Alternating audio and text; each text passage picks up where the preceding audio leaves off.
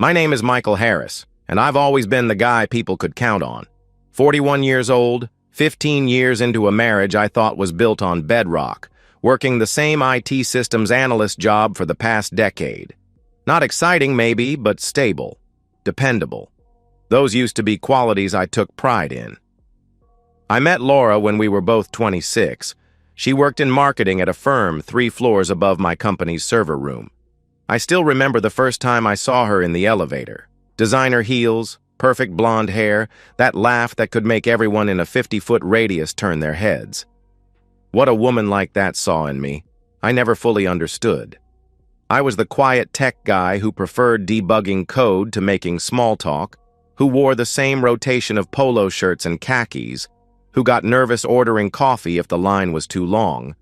But somehow, impossibly, she chose me.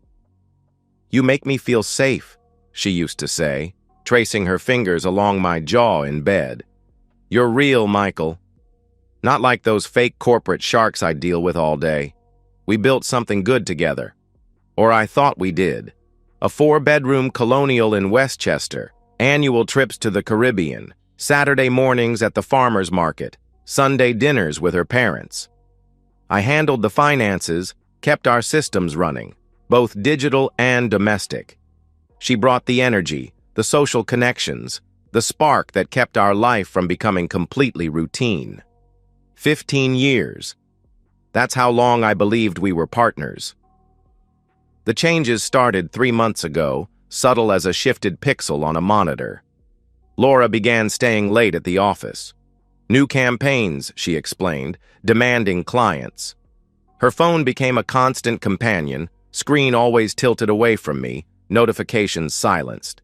She'd step out to take calls, claiming it was her boss, her mother, anyone but who it probably was. The wardrobe shifted too. Designer bags I hadn't seen her buy, shoes that cost more than my monthly car payment. "I got a bonus," she explained when I asked about the Christian Louboutin heels. "Don't I deserve nice things after working so hard?" Then came the criticism, delivered in small, precise cuts. "God, Michael, would it kill you to try a restaurant that doesn't have a drive-through option?" she'd snap. Or, "Sarah's husband surprised her with a weekend in Paris." When was the last time you surprised me with anything? I tried. Made reservations at that French place downtown she'd mentioned. Bought flowers, not grocery store bouquets, but real arrangements from the expensive florist. She accepted these gestures with the same enthusiasm she'd show for a correctly filed tax return. "You're being paranoid," she said when I mentioned she seemed distant. We were in bed, but she was facing away from me, scrolling through her phone. "This is what you do, Michael. You create problems in your head because you're bored. Maybe if you focused on your own life instead of monitoring mine, we'd both be happier." The accusation stung because part of it was true. I was monitoring her, in the small, shameful ways of a suspicious spouse, checking if she was where she said she'd be, noting when she showered immediately after coming home, wondering why she'd started wearing matching lingerie sets on random Tuesdays. But paranoid people don't find real evidence. And the next morning, while Laura was in her spin class, I found evidence. Our credit card statement, usually my domain, had been hidden beneath a stack of her magazines. 3 charges stood out like corrupted data. $400 at Chez Laurent, $300 at the Ritz-Carlton bar, $89 at a wine shop in a neighborhood neither of us frequented. All from dates when she'd supposedly been working late or out with her sister. The front door opened as I stood there, statement in hand.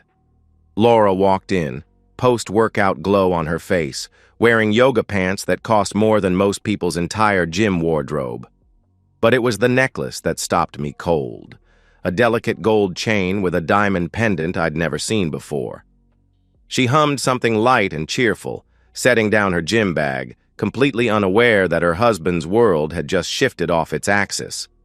Or maybe she was aware. Maybe that was the point. "Hey, babe," she called out, heading for the stairs. "I'm going to shower." "Can you start dinner? I'm starving." I folded the statement, placed it back under the magazines, and went to the kitchen. Started dinner like she asked, like a good, dependable husband would do. But something had fundamentally changed in those 3 minutes. The quiet life I'd built wasn't quiet because it was peaceful. It was quiet because I'd been living it alone. They say you should never spy on your spouse. That trust, once broken, can never be repaired. But those people have never stood in their kitchen at 2 a.m., unable to sleep, wondering if their entire life is a performance where they're the only one who doesn't know they're on stage. My IT background became my weapon. Not maliciously. At first, I told myself I just needed to know. One way or the other, I needed the truth. I started simple. Our shared iPad, the one Laura used for reading magazines and browsing Pinterest, still had her email logged in. She'd gotten sloppy, probably because she'd deemed me too stupid or too trusting to look.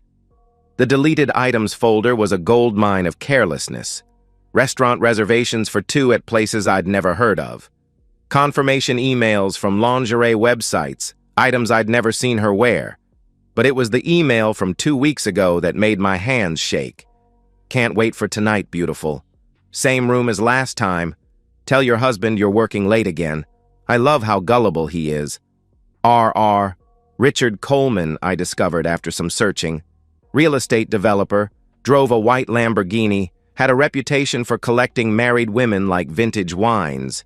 His Instagram was full of yacht parties, ski trips to Aspen, the kind of life Laura apparently thought she deserved. I installed monitoring software on our shared devices that night. Programs I used professionally to track system intrusions, now repurposed to track my wife's betrayal.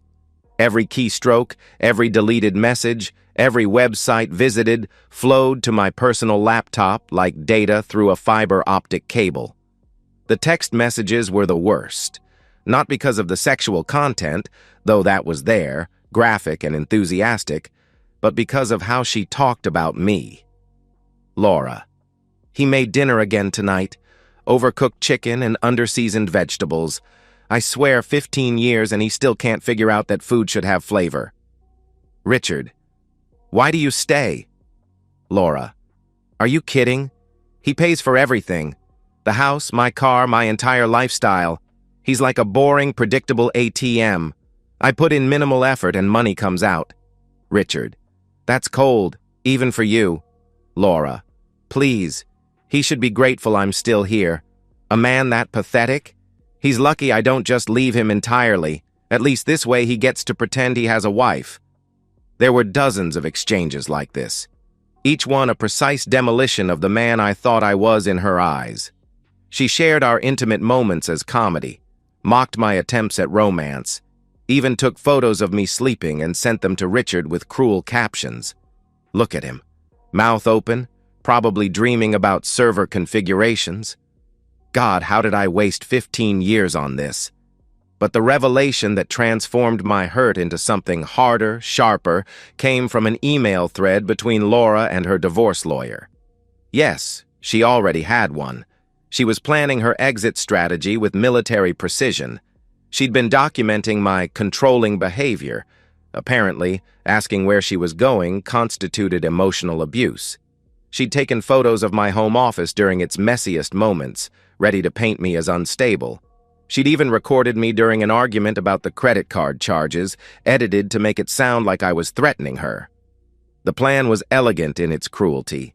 She'd continue the affair, drain our accounts slowly, provoke me into a confrontation she could use as evidence, then take the house, half my retirement, and alimony that would keep me working until I died. All while painting herself as the victim who'd escaped an oppressive marriage. The beautiful part, she wrote to her lawyer, is that he's too proud to fight back publicly. He'll give me whatever I want just to make it go away quietly. It's who he is, pathetically conflict-averse. I sat in my office, surrounded by the servers and cables that constituted my professional life, and felt something inside me die. Not dramatically, not with tears or rage, but quietly. The way a circuit dies when the power is simply switched off.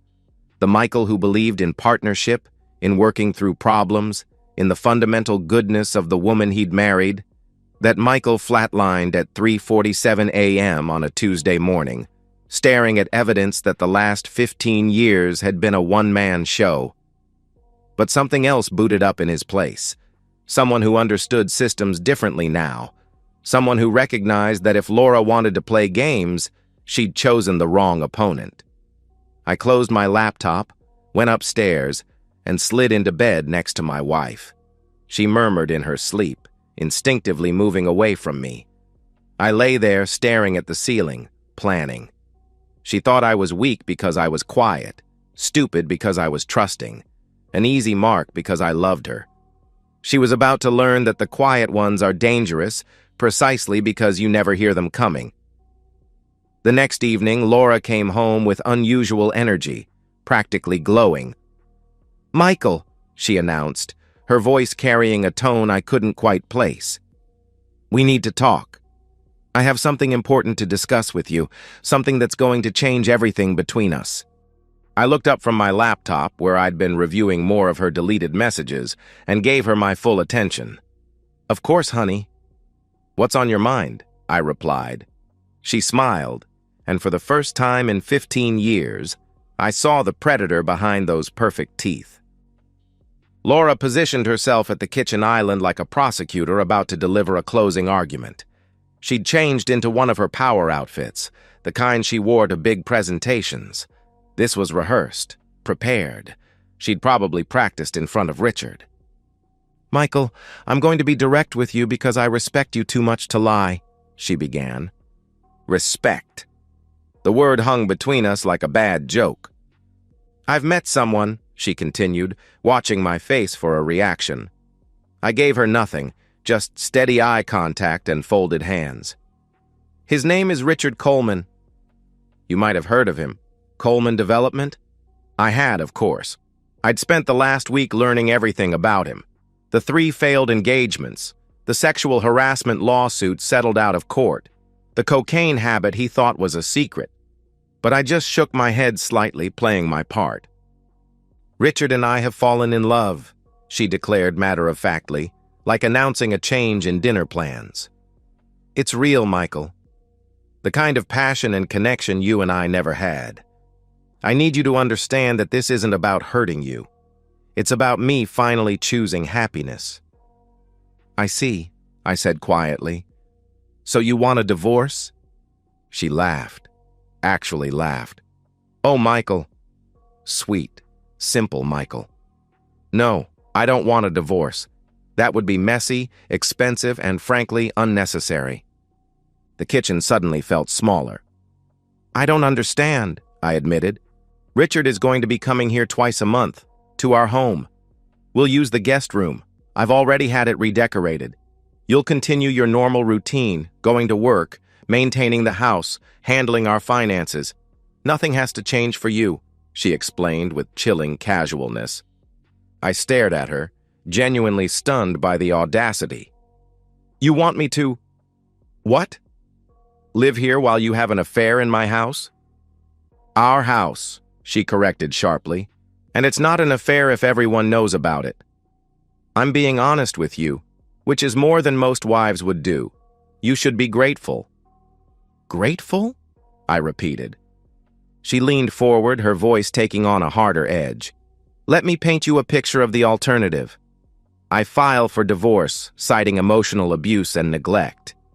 I have documentation, Michael. Those times you raised your voice, the way you monitor my spending, your controlling questions about where I go. My lawyer says I could get the house, half your retirement, and enough alimony to maintain my lifestyle indefinitely." She pulled out her phone, showed me a video. It was me, from the previous week, asking about the credit card charges. But the audio was edited, chopped up to make it sound threatening. "Where were you? Who were you with? You're lying to me." My voice, but not my words. Not in that order. "I also have witnesses ready to testify about your antisocial behavior, your mood swings, how you've isolated me from my friends," she continued, putting the phone away. "It's your choice, Michael." Accept the new arrangement, or lose everything in a very public, very ugly divorce where you'll be painted as the villain." I sat silent for a long moment, processing not just what she was saying, but how she was saying it. The woman I'd loved for 15 years was gone, if she'd ever existed at all. This creature in front of me was something else entirely. "When?" I asked finally. "When what?" she responded. "When did you stop loving me? Or did you ever?" For just a second, something flickered across her face. Then it was gone. "Love is a luxury. People like you can't afford to give people like me. You're a provider, Michael. It's what you're good at. It's all you're good at. I gave you 15 years of companionship in exchange for financial security. That's more than fair," she stated coldly. "And if I say no? If I tell you to get out?" I asked. She smiled, cold as January rain. "Then by next week, everyone at your company will know what kind of man you really are. I've already laid the groundwork, told my friends about your dark moods, your controlling behavior. Some of them have even seen bruises." "Bruises? I've never—" I started. "Makeup is amazing these days," she interrupted, examining her manicured nails. "Richard finds the whole situation amusing. He says any man who'd let his wife walk over him like this deserves what he gets. He's probably right." The room fell silent. Laura waited, expecting me to explode, to beg, to give her the dramatic scene she could secretly record and use against me. Instead, I stood up slowly, grabbed my jacket from the hook by the door. "Where are you going?" she demanded, thrown by my lack of reaction. I turned at the door, looked at her one last time. "Out!" "Michael, we're not done discussing," she called after me. I left, closing the door quietly behind me. Got in my car, drove. No destination in mind, just movement. Windows down despite the cold, letting the November air shock my system. I pulled over at a scenic overlook 20 miles from home, stared out at the lights of the city below. 15 years. 5,475 days of building a life with someone who saw me as nothing more than a wallet with a pulse. She wanted me to finance my own humiliation, to go to work every day knowing I was paying for her lingerie, her dinners with Richard, the hotel rooms where they laughed about what a pathetic fool I was, to come home to my own house and hear them through the walls, then serve them breakfast in the morning like hired help. The Michael who'd driven away from the house 20 minutes ago might have accepted it, might have rationalized it as the price of avoiding conflict, of maintaining some semblance of normalcy. That Michael might have convinced himself that half a marriage was better than none, but that Michael had died sometime between the kitchen and this overlook. The one who drove home 3 hours later was different, calmer, focused. A man who understood that some problems required permanent solutions. Laura was already in bed when I returned, fake sleeping but monitoring my movements. I went to the guest bathroom, brushed my teeth, looked at myself in the mirror. Same face, same features, but something fundamental had shifted behind the eyes. When I finally climbed into bed, she stirred, rolled toward me. "Have you thought about what I said?" she asked quietly. "Yes," I answered. "And," she pressed, "invite Richard for dinner tomorrow night. I'll cook," I replied.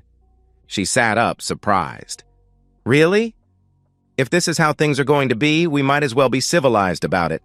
I'll make that Chilean sea base you like," I explained. She actually smiled, reached out to touch my shoulder, the first affectionate gesture in months. "I knew you'd be reasonable. You've always been so practical."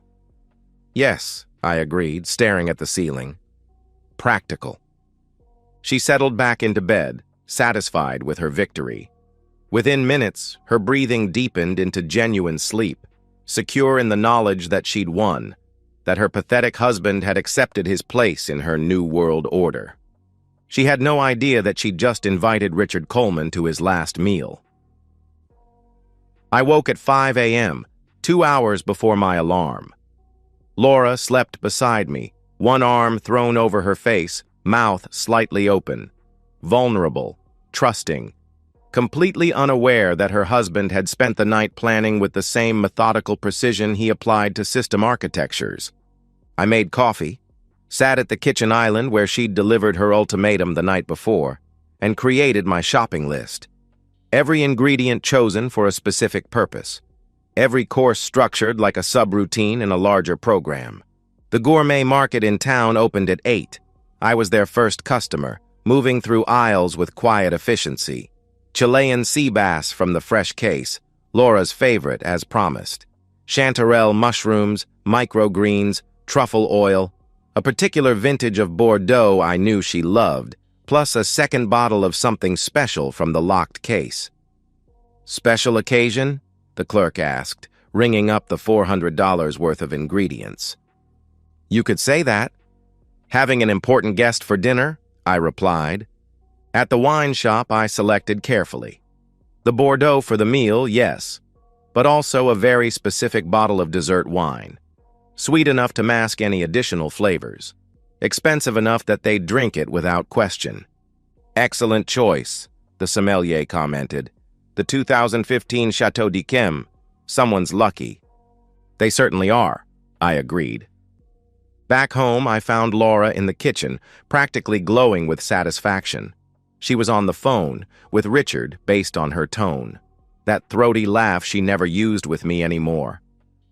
He's actually doing it, she said into the phone, not bothering to lower her voice. I told you he would.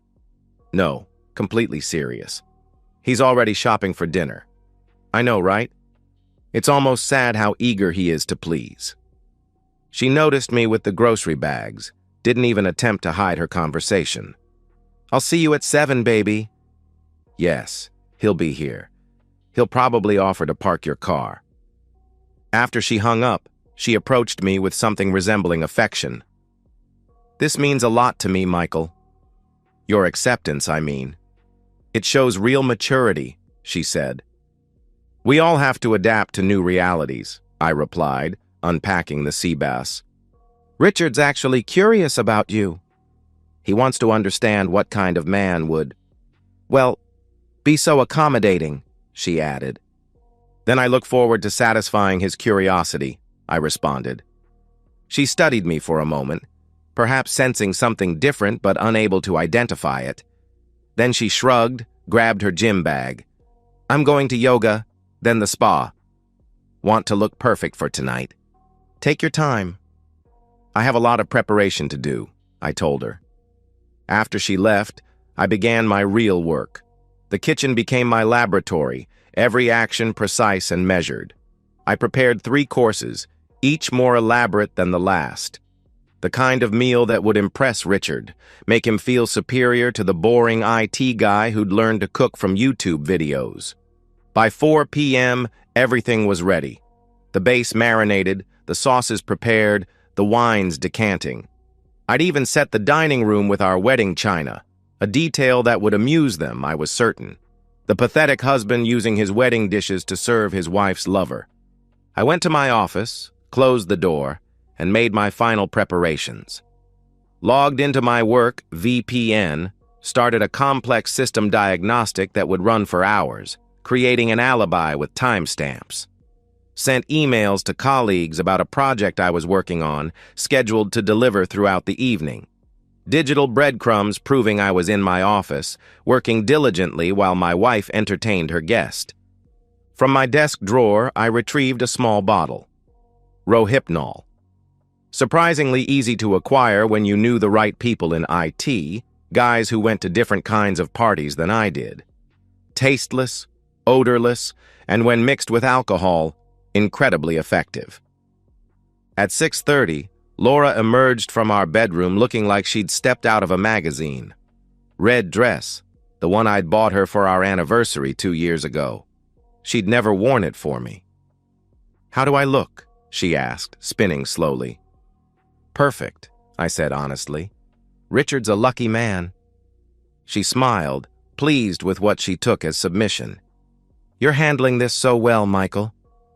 I almost feel bad for misjudging you. Almost. The doorbell rang at exactly 7 p.m. Richard Coleman stood on my porch in a $3,000 suit, holding a bottle of wine that probably cost more than my monthly car payment. He was everything I wasn't. Tall, broad-shouldered, with that easy confidence that comes from never having to work for anything. "Michael," he said, extending his hand like we were business associates. "Laura's told me so much about you." I shook his hand, noting the unnecessary firmness of his grip. "All good things, I'm sure," I replied. He laughed, loud and false. "Well, you know Laura. She tells it like it is." I led him to the living room where Laura waited, watched them embrace in my home, on my furniture, surrounded by photos of the life we'd built together. They kissed, long and theatrical, ensuring I saw every second. "Dinner will be ready in 20 minutes, I announced. "Can I offer you both some wine?" "The good stuff," Richard declared, settling into my chair. "I'm curious to see what you consider good wine."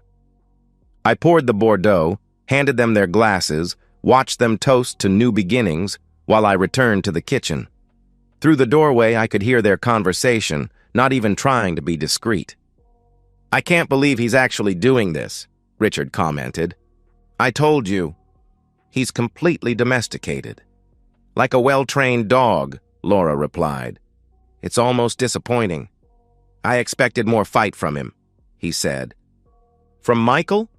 Laura laughed. "He hasn't fought for anything in his entire life." Path of least resistance, always. I plated the first course, carried it to the dining room where they'd moved, setting each dish down with practiced precision. They barely acknowledged me, already deep into their second glass of wine.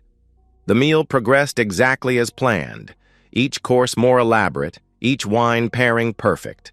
They grew louder, more intoxicated, their inhibitions dissolving with each glass.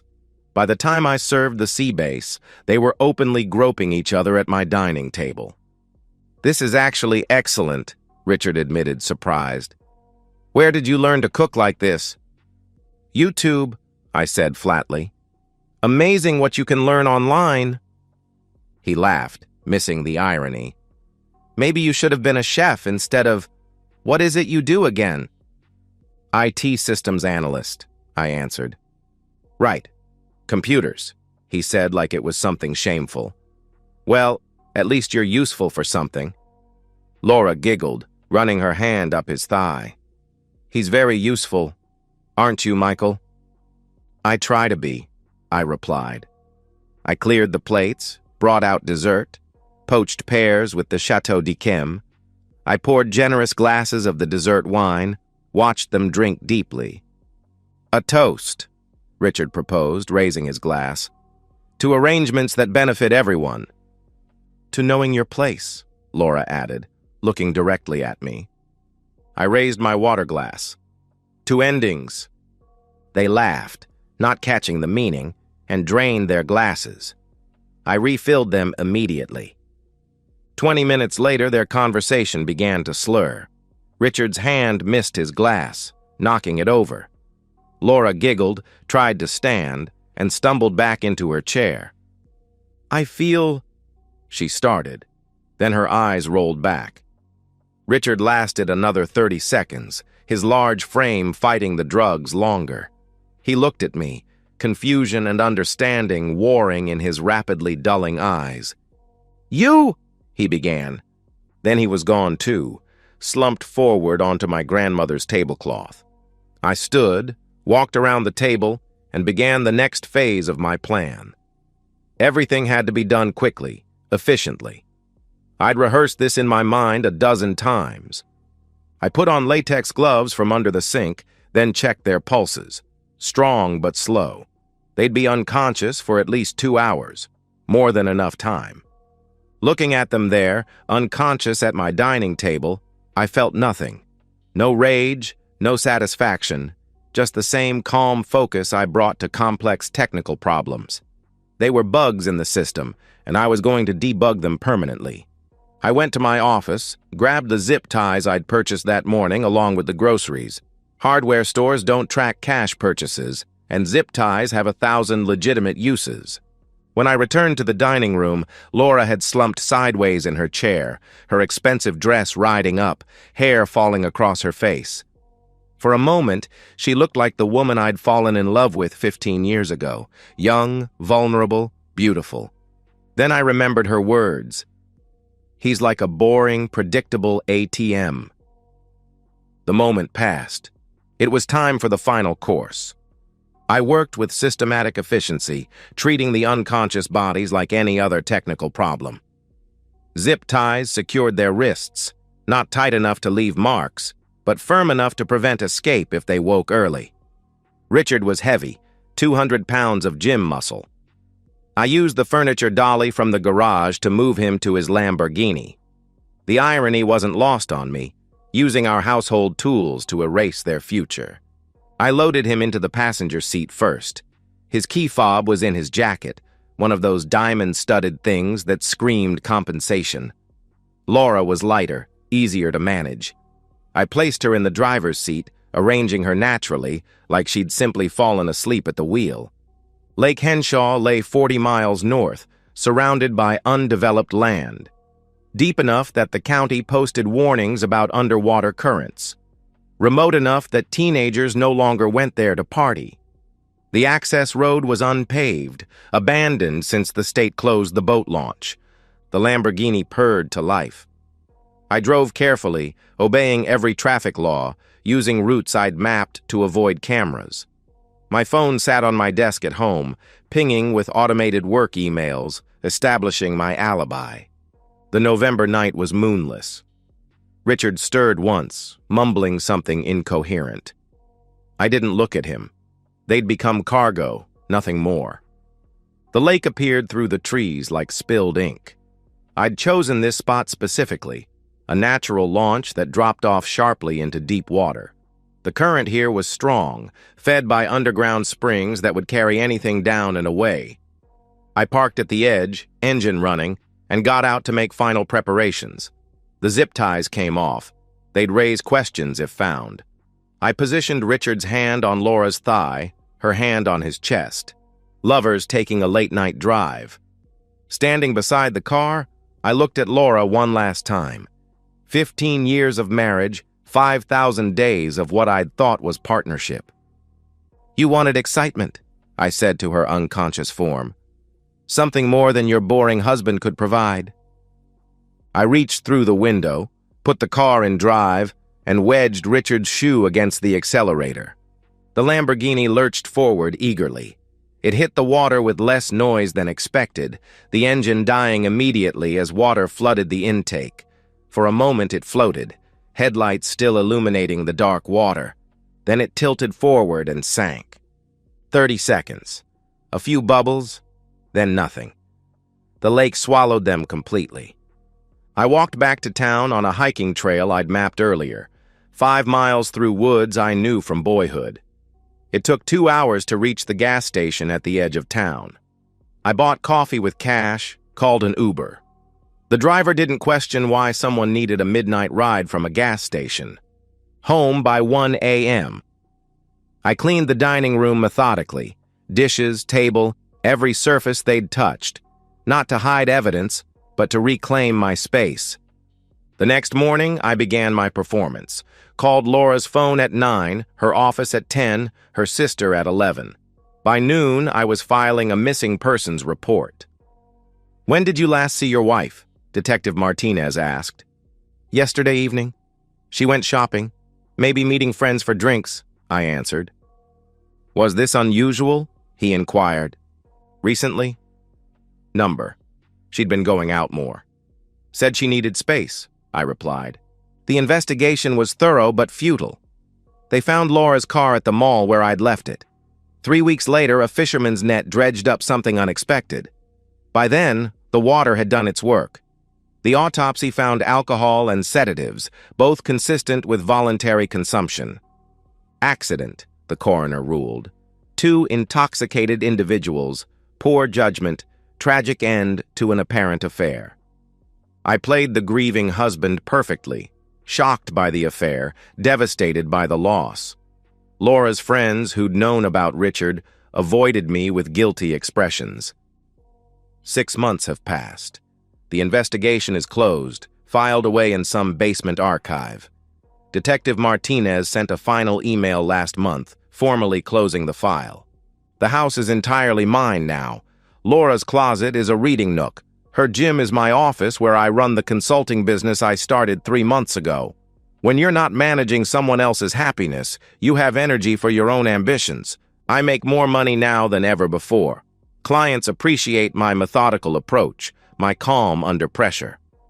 Nothing phases you, one CEO observed. Nothing does anymore. I don't date. The thought of letting someone that close again feels like volunteering for surgery without anesthesia. Besides, I've discovered I enjoy solitude. Quiet mornings with coffee and code. Evenings working without someone sighing about being ignored. Sometimes I think about that night. Not with guilt. That requires believing you've done something wrong. I gave Laura what she demanded. Excitement, surprise, a permanent escape from her boring life. I gave Richard the ending his story was always heading toward. They wrote their own ending when they decided I was worthless. The lake might be developed for tourism soon. I drove there last weekend, stood where the Lamborghini entered the water. A young couple was taking photos. "It's so romantic," she said. "So serene."